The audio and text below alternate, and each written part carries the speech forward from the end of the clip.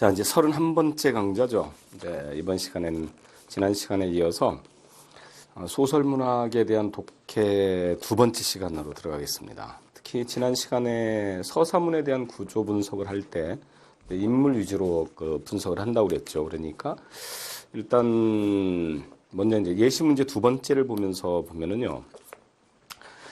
인물과 사건 위주로 분석을 한다고 그랬죠. 그러니까 어떤 지문을 분석할 때 첫 번째 인물하고 사건 중심으로 나가는 것이니까 여기에서 나온 인물을 보니까 나하고 일단 나가 잡혔죠. 그러니까 윤춘삼 씨가 나를 가게집으로 안내했다. 그래서는 나하고 그다음에 윤춘삼 씨가 나왔습니다. 그러면 일단 이 두 인물에 의해서 얽혀 있는 이제 사건을 갖다가 이렇게 분석을 해보는 거죠. 이와 같이 그러니까 첫 번째 줄에서 인물을 잡았다고 하면은 그 다음에 어떤 사건이 그 다음에 전개가 되느냐라고 하는 것을 잡는 것입니다. 건운의 가족도 무사히 피난했겠지요. 라고 해서 이제 건운의 가족 이야기를 들었습니다. 그랬더니 집은 물론 결단이 났겠지만 하고는 을의 빈 걱정 같아서 그러니까 거기에서 그냥 일반적으로 자기가 진짜 이제 걱정을 해주는 것이 아니라 그냥 지나는 투로 이제 이렇게 얘기를 한 것이 후회가 됐다 이거죠. 그래서는 다행히 목숨들만은 건졌지만 그 바람에 갈바세 영감이 또 안 끌려갔는기요. 그래서 건우 할아버지가 하고 나왔습니다. 그러니까 여기서 인물이 다시 하나가 나오는데 이 사건은 갈바세 영감이 즉 니콜 누구냐면은 건우 할아버지죠. 그러니까 그 인물이 오면서 사건이 나왔는데 이거 뭐 집이고 농사고 다 다 망쳐먹었다. 그러니까 굉장히 어떠한 파란이 일어났다는 것을 갖다가 알 수가 있고 이것 때문에 갈바세 영감 즉 건운의 할아버지가 끌려갔다. 그럼 그 끌려간 사건이 이제 어떤 것이냐라고 하는 것을 찾아봅니다. 그러니까 하나하나 이렇게 읽어가는 것이 아니라 그것을 사건을 유형으로 해서 이렇게 찾아서 내려오는 것입니다. 그러니까 하면서 점납회에게 얼핏 들은 이야기를 상기했다. 거기에서 그 점납회라고 하는 것은 일반적으로 있는 잡동사니 또는 그 잡동사니를 다루는 사람들 이런 그 뜻인데요. 그래서 경찰서과장 갔다 오는 길인데 하고는 그 이야기를 계속했다. 그래서 그 이야기가 바로 어제 저녁에 있는 일이었고 배짱들이 만들어둔 엉터리 둑을 허물어버린 얘기였다. 그래서 섬이 떼죽음을 했을 텐데 갈바세 영감이 설두를 해서 미리 무너뜨렸기 때문에 인명피해가 없었다는 것이다. 그러니까 이 사건의 중심이 이제 거기에서 둑을 갖다가 무너뜨린 거 요것이 중심이 되네요. 그런데 그럼 둑을 무너뜨려서 그 사람들이 살아나고 그 다음에 이제 문제가 발생을 했다라고 하는 것은 소위 배짱들이 만들어둔 엉터리 둑입니다. 이게 그러니까 소위 배짱들이 만들어둔 엉터리 둑인데 요것을 그대로 두었으면 마을 사람들이 다 죽었을 텐데 요것을 갖다가 파괴를 시켜서 건우 할아버지가 이제 끌려갔다는 얘기죠. 그래서 좀 더 똑똑히 말한다면 조마이섬 강 뚝길에 검정 지프차 한 대가 와 닿은 뒤에 깡패같이 생긴 청년 2명이 둑을 허물어뜨리는 광경을 보자 노발대발 방해를 하니까 그래서 물이 안팎으로 이렇게 불하는데 섬 사람들은 어떻게 하란 말이오? 하고는 눈이 약간 찌째진 친구가 갈바세 영감은 괭이를 와락 뺐더니 물속으로 핑 집어던졌다. 그래서 순간 화가 끝까지 치밀었을 갈바세 영감도 이 개같은 놈들아 내 놈들의 욕심이 중하냐 하고는 그 자를 들어서 물속에 태질해버렸다는 것이다. 자, 아이고 소리도 못해보고 탕류로 휘말려가고 그래서 경찰이 둘이나 달려왔다. 그래서 서슴치 않고 두 손을 내밀었는데 다행히도 그때는 벌써 완전히 둑이 뭉거지고 섬을 치던 탕류도 빠져나가고 있었다는 것이다. 살인죄라니 웃자면 좋겠는겨. 이렇게 말을 하고는 눈물을 쏟고, 그 다음에 이제 맨 마지막에 작가의 개입이 이제 드러났죠. 그러니까 법과 유력자의 배짱과 선량한 다수의 목숨. 요것이 중심 갈등이네요. 나는 이방인처럼 윤춘삼 씨의 캥캥한 얼굴을 건너다봤다. 이렇게 되니까 벌써 이 사건을 갖다가 안 읽어봐도 추론을 할 수가 있습니다. 그러니까 문제가 조마이 섬을 둘러싸고 섬 주민들하고 그 다음에 이 섬을 갖다가 이용을 해 먹으려고 하는 권력자들하고 요런 사람들의 이렇게 다툼이 있었다는 거죠. 그래서 이 섬 주민을 이제 대표했던 이 갈바스 영감이 권력자의 시종으로 부렸던 그 청년을 갖다 퇴질시켜서 물에 빠져 죽이고 살인죄로 끌려갔다. 이렇게 사건이 정리가 되네요. 그러면 이제 이 문제 유형에 대한 것들을 한번 살펴봅시다. 1번에서 서술상의 특징과 효과. 보니까 나를 통해서 객관적이고 사실적으로 이렇게 서술을 하고 있다. 그러니까 여기서 나는 1인칭 관찰자죠, 이때. 그러니까 시점에 대한 문제라고 볼 수가 있습니다. 이제 이런 문제는 즉 서술상의 특징과 효과가 나왔는데 서술상의 특징과 효과 같은 거 이런 것도 문제를 많이 삼는데요. 이것은 대부분 시점 문제입니다. 그러니까 시점은 크게 나누어서 1인칭 시점, 그 다음에 3인칭 시점 이렇게 두 가지가 있죠. 근데 1인칭 시점과 3인칭 시점 양쪽 다 1인칭 관찰자 시점이 있는가 하면은 1인칭 주인공 시점이 있습니다. 1인칭 주인공 시점이 있고 3인칭 관찰자 시점이 있으면은 그 다음에 3인칭 전지적 시점이 있습니다. 그래서 관찰자 시점은 사건에 대해서 직접 개입을 하지 않죠. 직접 개입을 하지 않고 주인공 시점은 1인칭 주인공이니까 자기가 사건의 직접적인 주인공이니까요. 여기에서는 사건을 직접 전개를 시키는 특징이 있습니다. 그러니까 이 문제만 하더라도 서술상의 특징이 일단 나를 통해서 했으니까 1인칭 관찰자를 통해서 이런 얘기죠. 사건에 직접적으로 개입을 하지 않고 객관적으로 바라보게 되겠죠. 시점상 특징이. 그래서 객관적으로 전개를 하면서 사실적으로 서술을 하고 있다. 이렇게가 이게 맞겠죠. 1인칭 주인공 시점은 사건을 직접적으로 전개하기 때문에 그 객관적인 시점을 갖다 확보를 하기가 어렵습니다. 그래서 사건에 대한 주관적 시점이 되고요. 그 다음에 3인칭 관찰자 시점 같은 것도 이것도 역시 객관적인 상태인데 거리감이 독자와의 거리감이라고 합니다. 이것은 그러니까 주인공과 독자의 거리감 자체가 좀 멀게 느껴집니다. 그러니까 사건이 직접적으로 다가오지 않는다는 특징이 있죠. 그래서 이제 흔히 생각하면은 나레이션 효과라고 이렇게 보면 됩니다. 어떤 것을 해설해주는 입장에서 사건을 갖다가 서술한다는 그런 특징이 있죠. 그러니까 1인칭 관찰자보다도 더 객관적일 수가 있겠죠. 그다음에 3인칭 전지적 시점이라고 하는 것은 이것은 신의 입장에서 그러니까 주인공이 신의 입장에서 모든 것을 다 아는 것입니다. 말하자고 하면은 뭐 자기의 심정, 다른 사람의 심정, 사건에 대한 전체 흐름 이런 것들을 전체를 다 이끌어내는 방법이고 대부분 소설들이 전지적 시점을 많이 사용을 합니다. 그것은 그만큼 서술을 하기가 쉬워서 그렇죠. 그다음에 이제 그런 것들이 특징입니다. 그래서 이제 2번 문제에서 갈바스의 영감에 대한 인물을 평가를 할 때 이제 속담으로 나왔네요. 그죠? 일반적인 그 관용어로요. 입심 센 노익장이군. 입심만 센 그런 노익장. 그러니까 막 뭔가에 대해서, 힘있게, 힘차게 나가는 그런 사람인데요.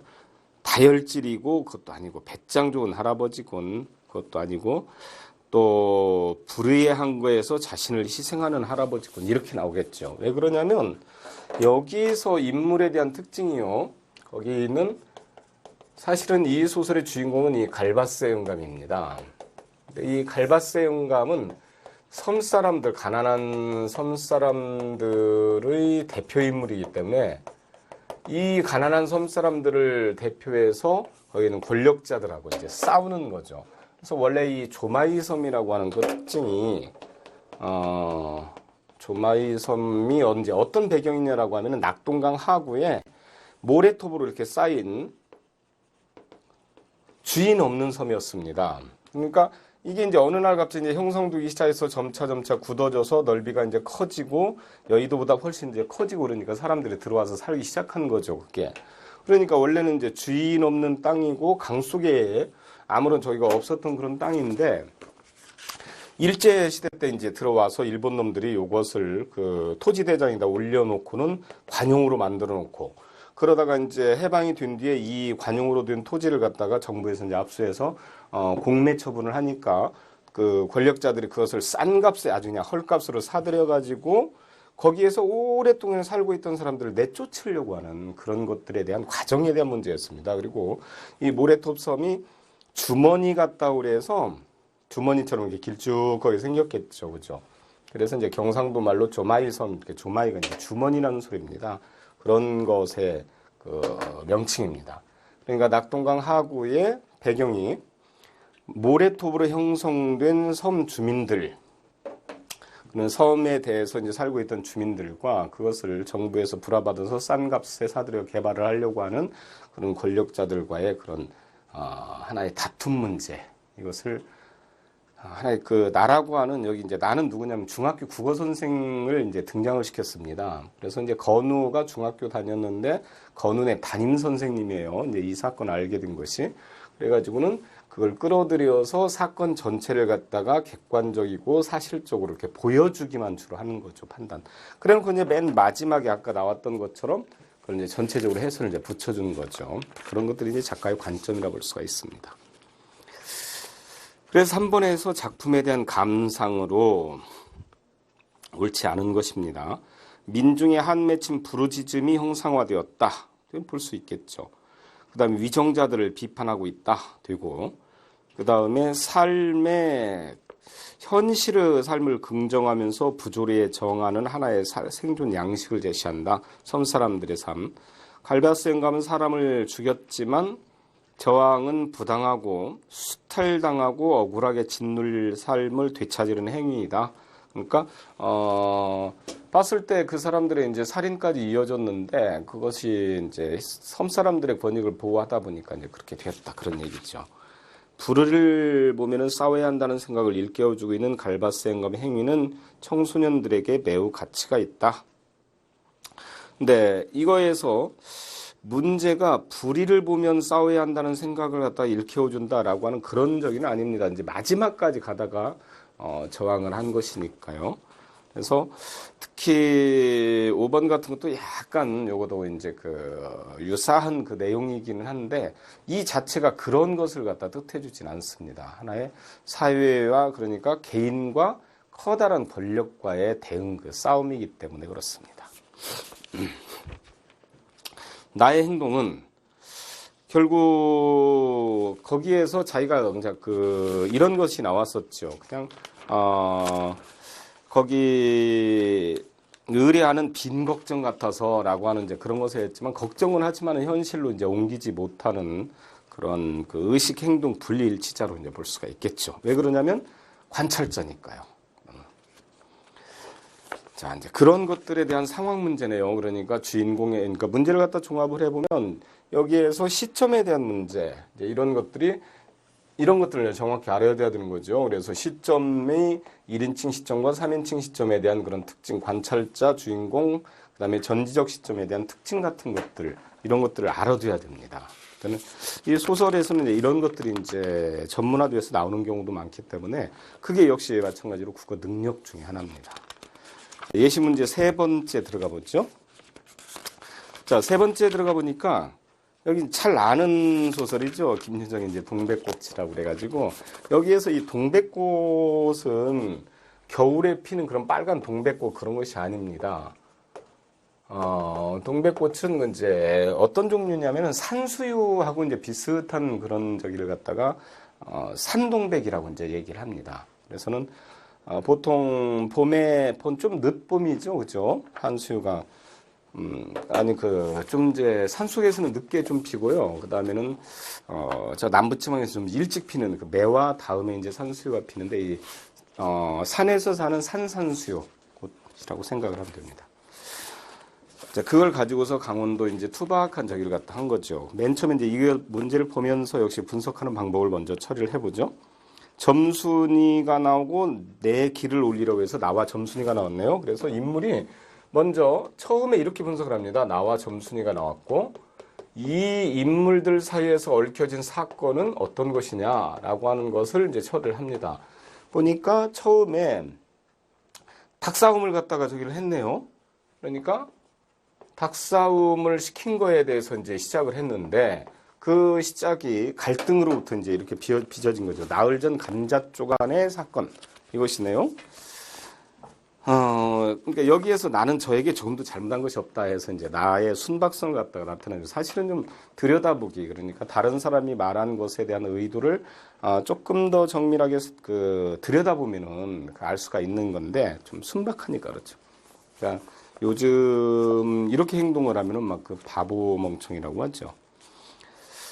그러니까 이렇게 얘기를 했습니다. 계집애가 나무를 캐러 갔으면 남 울타리 엮는 생이질할 것은 답은 생이질은 약 올리는 행위를 말합니다.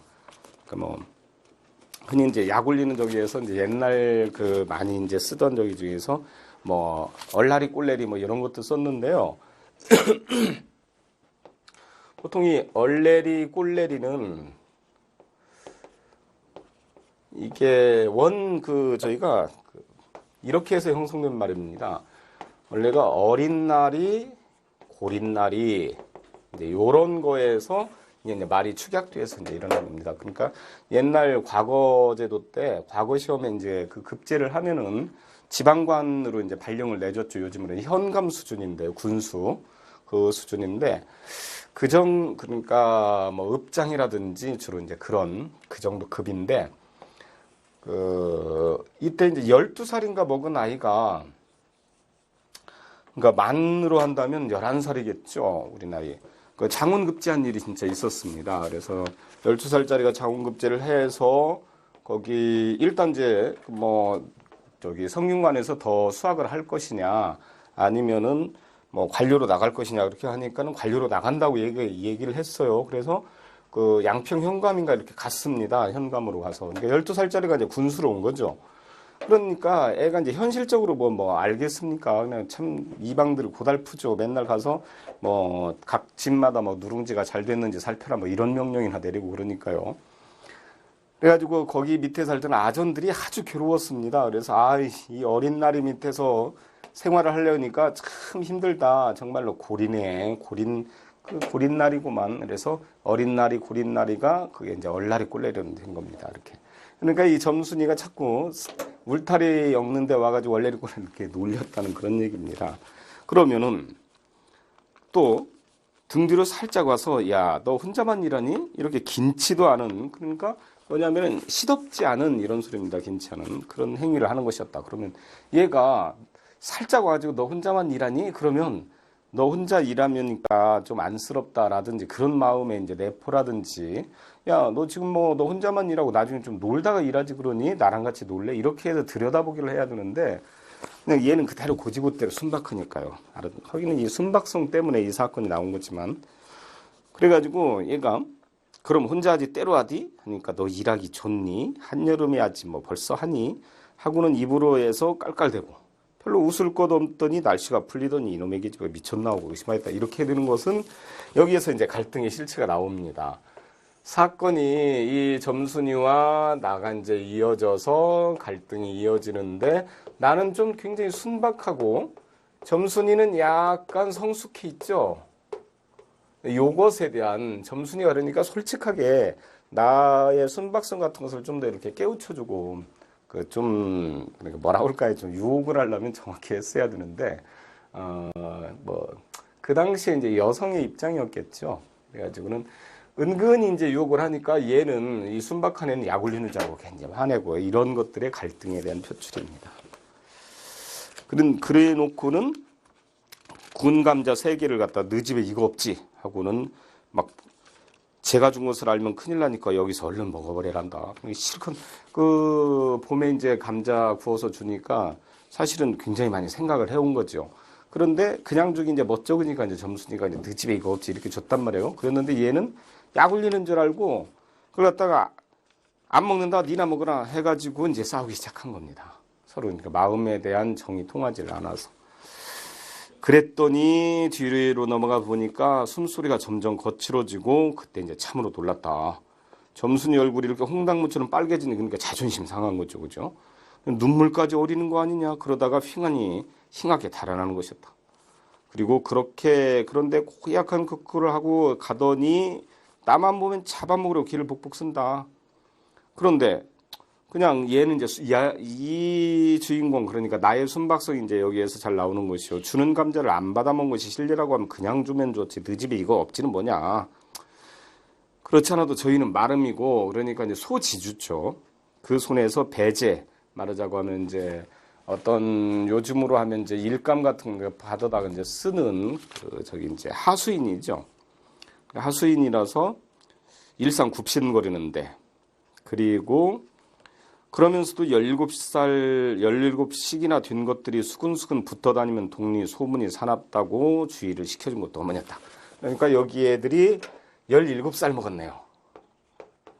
17살 먹었으니까 우리 식으로 한다면 이제 고등학교 1학년 정도 되죠. 지금 고등학교 1학년이면 뭐 완전히 성인이 다 되었습니다만 그 당시에는 좀 이제 순박한 이런 적에서 점순이만 약간 성숙하고 나는 좀 띨띨하고 이런 것에 대한 그 내용입니다. 그래서 이와 같이 내용을 파악을 했으면 이제 문제로 들어와서 위 글의 내용과 일치하지 않는 것은 하고 나왔죠. 이제 문제가 여러분들이 또 주의할 사항이 하나가 있습니다.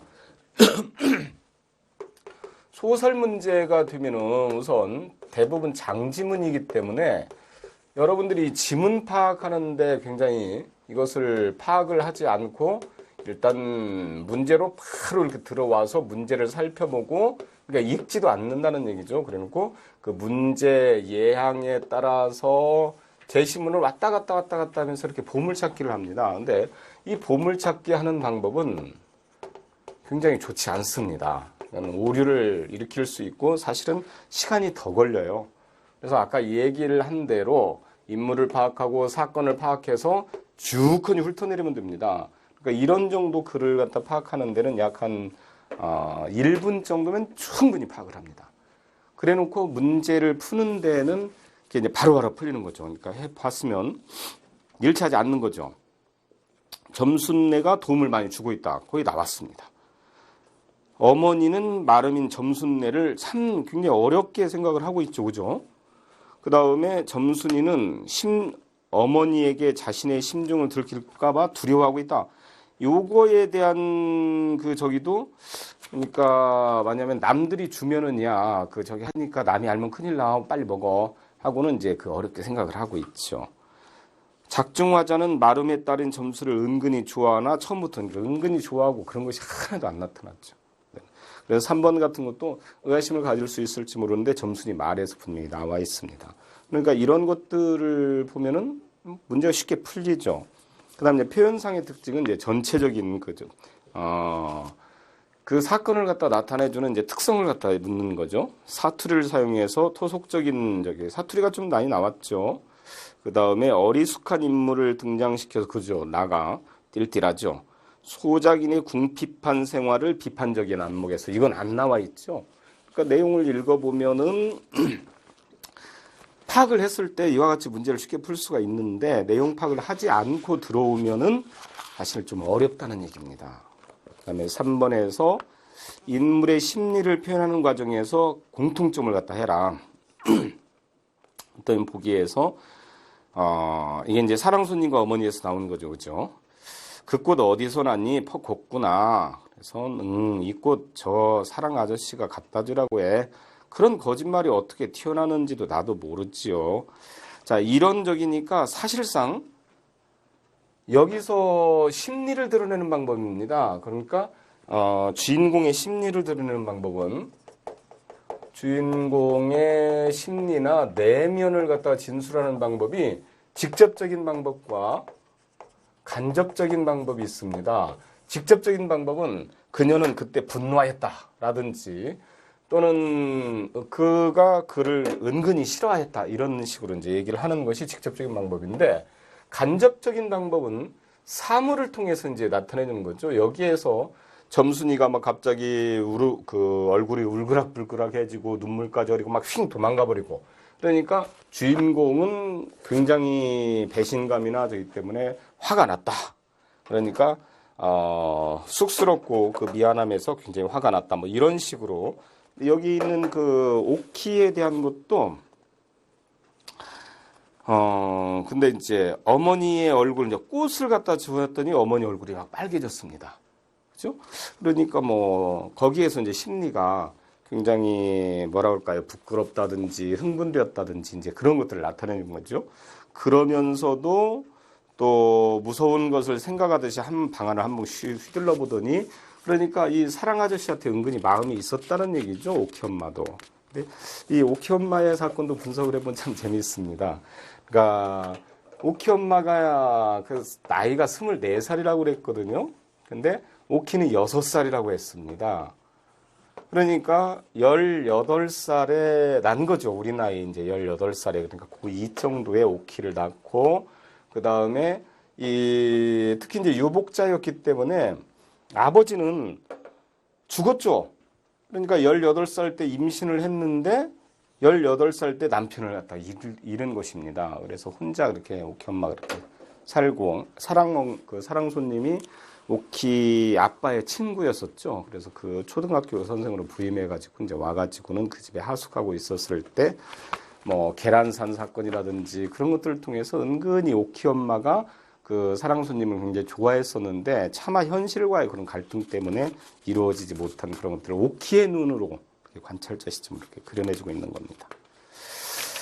자, 그런 것들에 대한 표현 특징 같은 것들을 나왔네요. 거기에서 이제 하나 알아둘 것은, 내용을 미리 알고 있으면 문제를 물론 더 풀기는 좋습니다. 그렇지만 거기에서 주어진 것을 바탕으로 해서 문제를 풀어야 되기 때문에 일단 주어진 제시문을 정확히 분석하는 방법을 익혀줘야 된다는 겁니다. 자, 예시문제 4번째로 한번 들어가 보죠.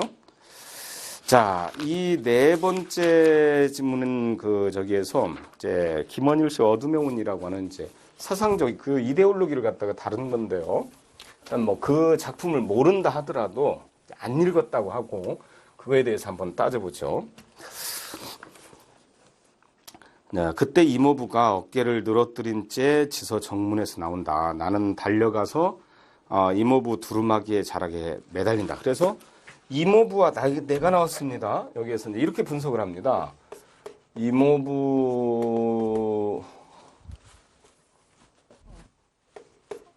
이모부가 나왔고, 그 다음에는 내가 나왔고, 그럼 이제 어떤 사건이냐면 지서 앞에서 와서 지서를 나와서 그래서 내가 이제 매달렸습니다. 어떤 이제 문제가 발생을 했네요.